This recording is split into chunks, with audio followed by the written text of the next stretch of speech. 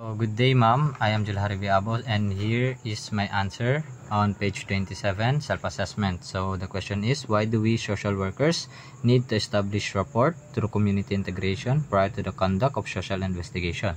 So first, building rapport through community integration before conducting a social investigation is important because it helps people feel comfortable and willing to share the truth. So here's why. First, people trust you more. So yun nga, no?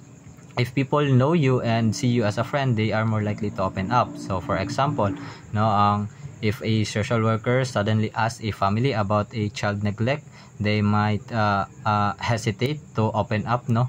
But if they see you as a friend, or like nakikita na nila yung appearance mo throughout the community prior ng pagtanong mo, is they might be willing to open up to you and get the information na kakailanganin mo. So next is, you understand the community better. So every place has its own way of living, and things might not always be as they seem. So like for example, a child living with their grandparents might look like abandonment, but in some communities it's normal for grandparents to help raise kids. So yun nga, no, pag titingnan natin sa unang tingin yung ganong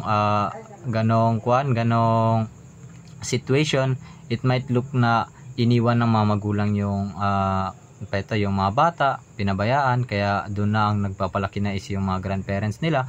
Pero hindi natin alam na it might be like they're just trying to help na yung mga magulang na yun, like nasa ibang bansa sila o nasa malayong lugar na nagtatrabaho. And medyo common na rin talaga sa Filipino culture na tumutulong yung mga matatanda sa atin, no? Like yung mga grandparents natin na palakihin yung mga apo nila. So next is yung people don't feel threatened, no?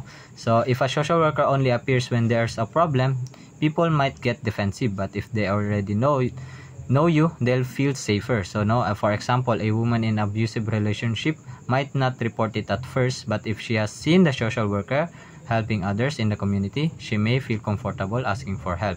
So yun nga, no, dito sa number 3, people don't feel threatened, no? Yung syempre, pag bihira ka lang nila makita doon sa community, they might hesitate to open up to you, no? Like yung number 1 lang kanina, yung people trust you more, no, nabanggit ko kanina.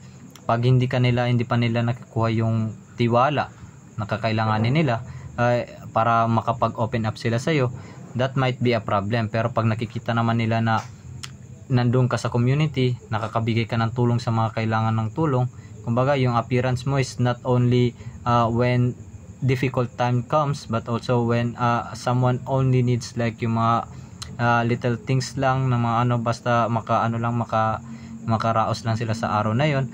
Tapos nandoon ka, nakikita ka nila yung activities na mga ginagawa mo, no, nakakatulong ka sa community, they might open up to you to get those information na kakailanganin mo sa intervention mo sa kanila.